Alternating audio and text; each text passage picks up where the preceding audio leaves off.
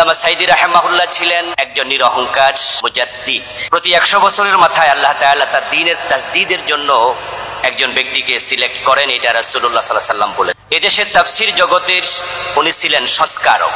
আমরা দেখেছি যে কোরআন হাতে নিয়ে কিভাবে কোরআনের তাফসীর করা যায়, এটা তিনি এদেশে দেখিয়েছেন। আজকে হাজারো অনুরক্ত ভক্ত তাকে অনুসরণ করে বাংলার এই জমিনে কোরআনের তাফসীর করছে। এটার পুরোধা আল্লামা সাইদি। আল্লামা সাইদি রহমতুল্লাহ আলাইহি উনি এমন একজন মানুষ ছিলেন, তার সাথে আমার 3 বার দেখা হয়েছিল জেলে যাওয়ার আগে। তিনি আমাকে চিনতেন না, চিনার কথাও না, আমি ছোট মানুষ। কিন্তু আল্লাহকে সাক্ষী রেখে আমি আপনাদেরকে শোনাচ্ছি, 3 বারের একবারও আমি তাকে আগে সালাম দিতে পারি নাই। কি বিস্ময়কর মানুষ! জেলখানা ওনার সাথে আমার দেখা হয়েছিল। আমি শামীম ভাইয়ের সাথে জেলখানায় গিয়েছিলাম হুজুরের সাথে দেখা করতে। উনি সেখানে 3টি দোয়া চেয়েছেন আপনাদের কাছে। তার মাঝে একটি ছিল, আমাদের ভাইদেরকে বলবে আল্লাহ যেন আমাকে শাহাদাতের মৃত্যু দেয়। এই দোয়াটি তিনি অনেকের কাছে চাইতেন, তার মাহফিলে চাইতেন। ওনার মনেরই দোয়া আল্লাহ কবুল করেছেন। আমরা যেটা জানি, ওনার মৃত্যুটা স্বাভাবিক মৃত্যু ছিল না, এটা ছিল পরিকল্পিত হত্যাকাণ্ড। আল্লাহ ওনার শাহাদাত কবুল করুন। শেষ দিকে আমি যে কথা বলতে চাই সেটা হচ্ছে, এই হাসপাতালে পরিকল্পিতভাবে ওনাকে এনে যারা ওনাকে হত্যা করেছে, এখন সরকার পরিবর্তন হয়েছে, সময় উল্টে গেছে।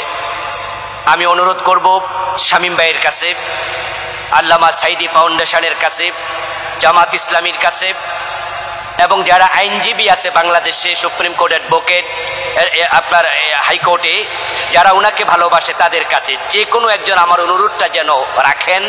সেটা হচ্ছে, এই হাসপাতালে যে ডাক্তারের অধীন উনাকে ভর্তি করা হয়েছিল, এই হাসপাতালে তৎকালে যিনি ডিজি ছিল, তাদেরকে অবশ্যই হত্যা মামলার আসামি করা দরকার। তাদের বিরুদ্ধে স্বপ্রণোদিত হয়েও হলো হত্যা মামলা দেওয়া উচিত। কারণ তাদেরকে রিমান্ডে নিলেই আসল তথ্য বেরিয়ে আসবে কেন তাকে হত্যা করা হয়েছিল। শেখ হাসিনা উনাকে পরিকল্পিতভাবে হত্যা করেছে, কিন্তু আমরা এই বিষয়ে উনার এই ব্যাপারে কোনো মামলা হতে এখনো দেখিনি। পদক্ষেপ নেওয়া দরকার। আল্লামা সাইদি ইসলামী একটি সমাজ বিপ্লবের স্বপ্ন দেখতেন। আমরা আশা করছি আমরা সে সমাজ বিপ্লবের কাছাকাছি। ধর্মনিরপেক্ষতাবাদীরা পালিয়ে গেছে, জাতীয়তাবাদ এদেশে লুটতরাজের সাম্রাজ্য কায়েম করছে চাঁদাবাজি দিয়ে। মানুষ বুঝে ফেলেছে শান্তির শেষ ঠিকানা ইসলাম। এজন্য আল্লামা সাইদি রাহিমাহুল্লাহকে এই হাসপাতালে শহীদ করা হয়েছিল। তারা ওনাকে মুছে দিতে চেয়েছিল, কিন্তু আল্লাহ শুকরিয়া, আমরা আজকে তার স্মরণ সবাই হাসপাতালে করছি।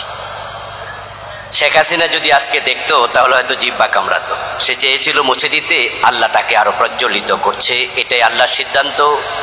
ইউরিদুনা লিইউতফিউ নূরাল্লাহ ওয়াল্লাহু মুতিম্মু নূরি। তারা চায় মুখের ফু দিয়ে আল্লাহর নূরকে নিভিয়ে দিতে, আর আল্লাহর সিদ্ধান্ত সেটাকে তিনি পূর্ণতা দেবেন। আমরা বাংলাদেশেও এটা দেখতে পেয়েছি, আলহামদুলিল্লাহ।